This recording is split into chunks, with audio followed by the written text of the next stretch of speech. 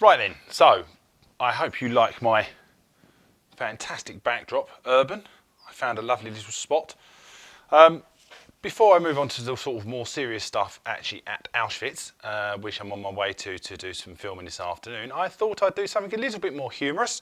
The next 5 countries, interesting facts, humorous or mundane, you can decide. So, we'll start where we left off. The first country, Slovenia. Right, so Slovenia has the longest stone arch bridge in the world. It's actually a railway bridge.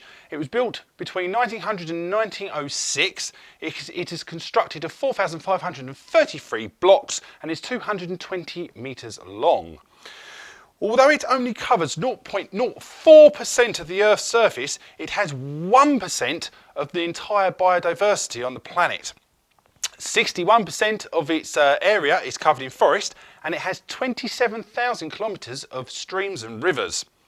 Now, in Slovenia, they must like wine. They must like it a hell of a lot, because they actually have one vineyard for every 75 people of the population. Are they pissheads? I do not know. Now, they actually still have over 500 brown bears living in their forests, which doesn't surprise me because I have seen a brown bear in Romania, and that's a bit of footage you will see at some point in the future.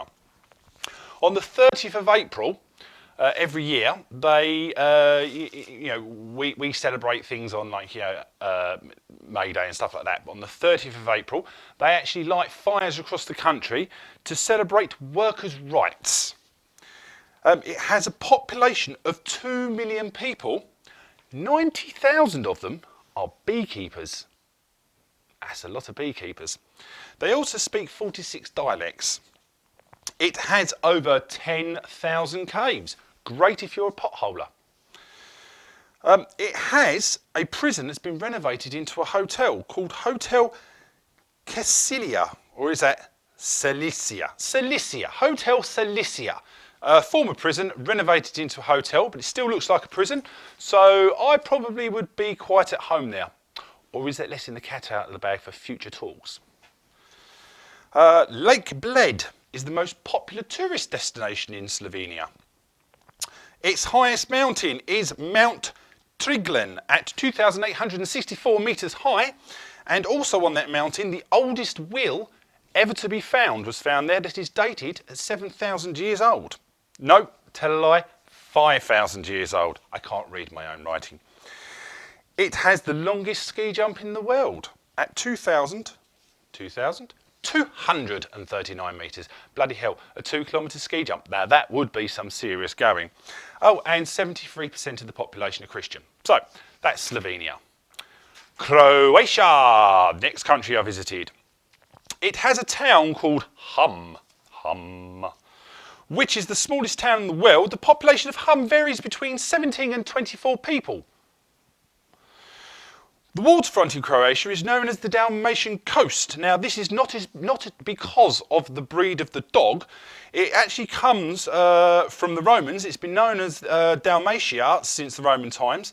The dog's origins, however, have officially been recognised as a Croatian breed, with illustrations of the breed dating back to the 17th century. The series of Game of Thrones was filmed on the Dalmatian coast. In 1999, the world's biggest white truffle was found in Potoska, weighing in at 1.31 kilograms, or 2 pounds and 8 ounces in old money. The most famous beach is called Bol. On the island of Brac you will find Bol. It apparently changes colour and shape depending on the wind. The amphitheatre in Pula was once home to the famous bloody gladiator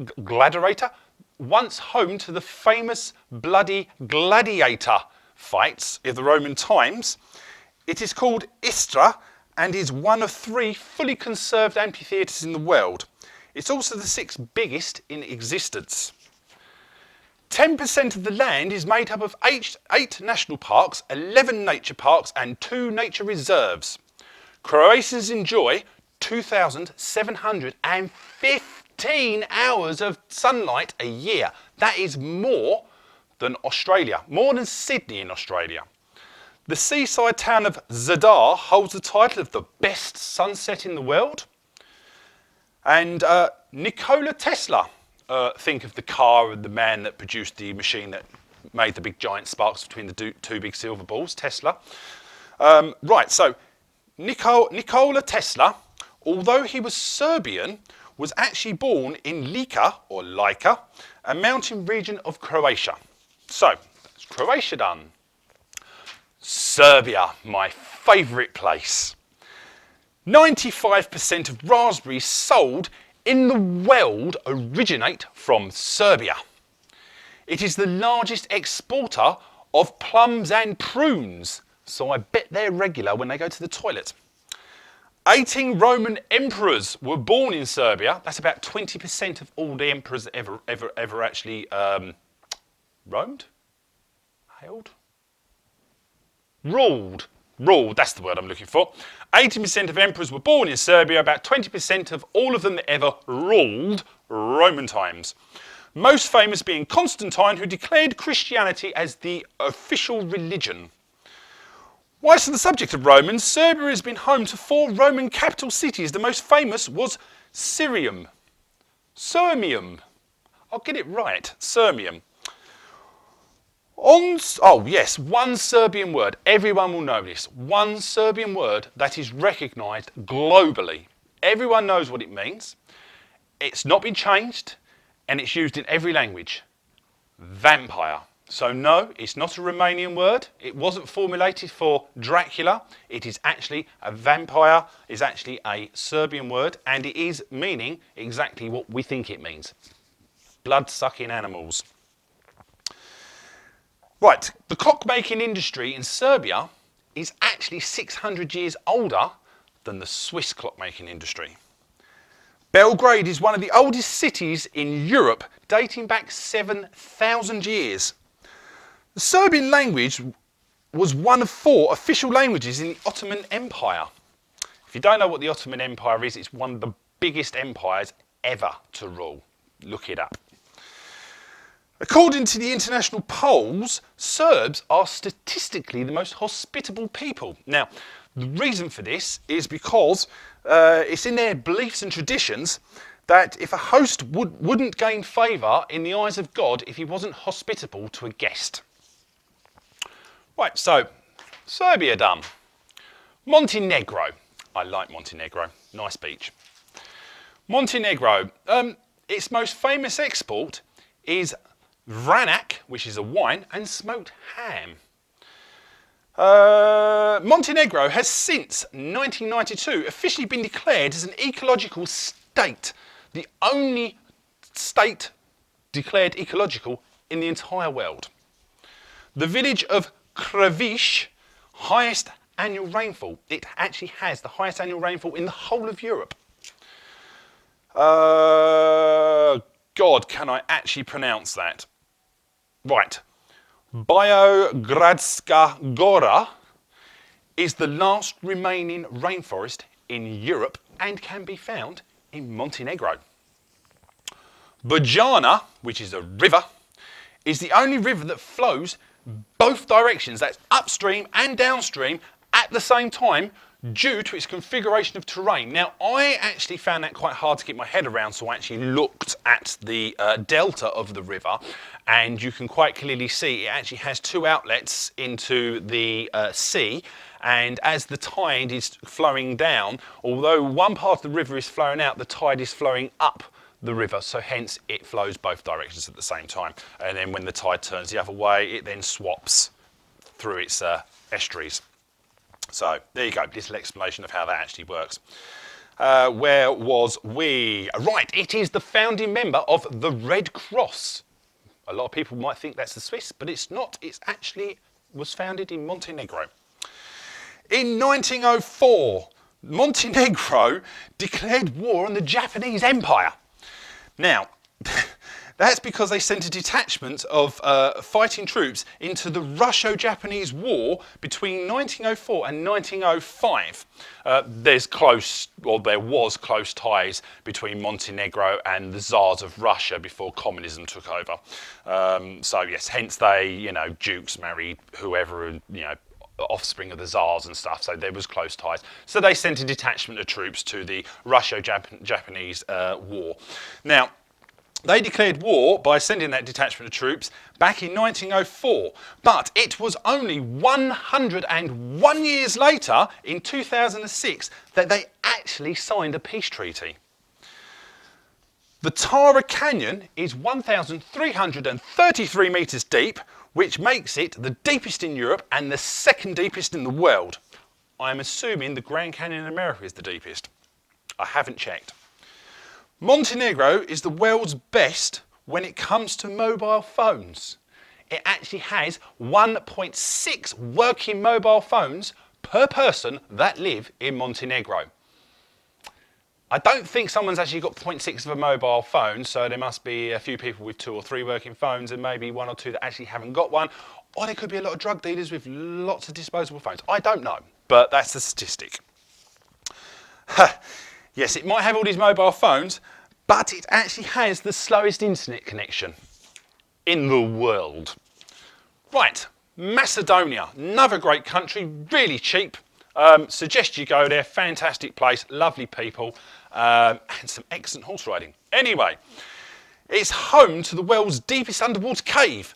The cave is called Cave Velro, or Velro, and it's 77 metres deep.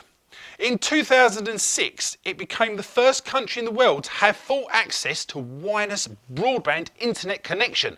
So it's doing fantastically better than Montenegro that has crap connection. Right, the FYROM, or the former Yugoslavian Republic of Macedonia, which is how its full title is known in the UN. Now, 135 countries in the UN have recognised it as simply the Republic of Macedonia.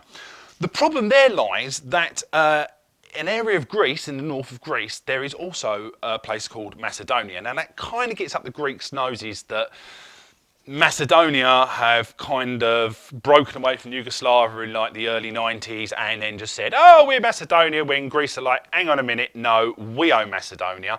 So there's been a little bit of conflict, a little bit of unease over the fact that they call themselves Macedonia. However, it's caused a lot of tension between the two countries for some time. However, a recent agreement has finally been made that they can now call themselves North Macedonia. So that is what it is now known as. At 288 metres deep and estimated around 4 million years old, Lake Ohrid is one of the oldest and deepest lakes in the world and now a World Heritage Site.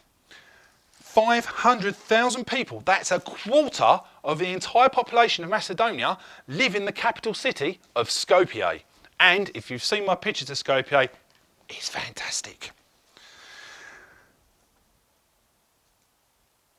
Ah, yes. Now, Macedonia. I don't have to read this because I know this. Macedonia was part of the former Yugoslavia, which was Slovenia, Croatia, Albania, Bosnia, Serbia, and now Macedonia.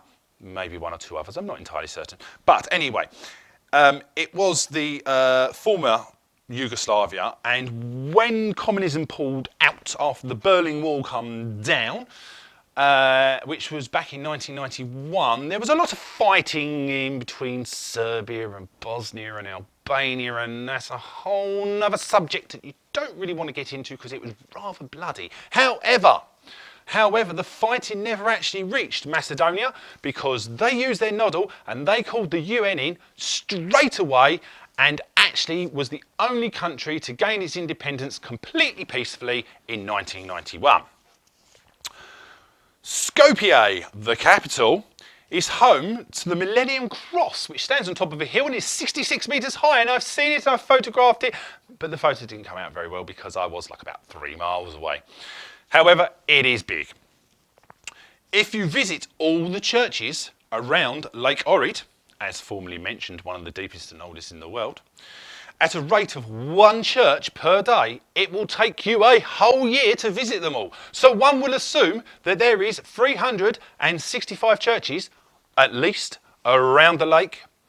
Or is there 366 and they're taking into account a leap year? I don't know. It is known as the Jerusalem of Europe because the apostles Paul, Timothy, Luke or Paul, Timothy and Luke spent time there way back in the Jesus-y days. And lastly and finally, 65% of the population are Orthodox Christian and 33% of them are Muslim. Thank you very much. That's the next 5 countries taken off the list, and I will prepare the next 5 for a future recording.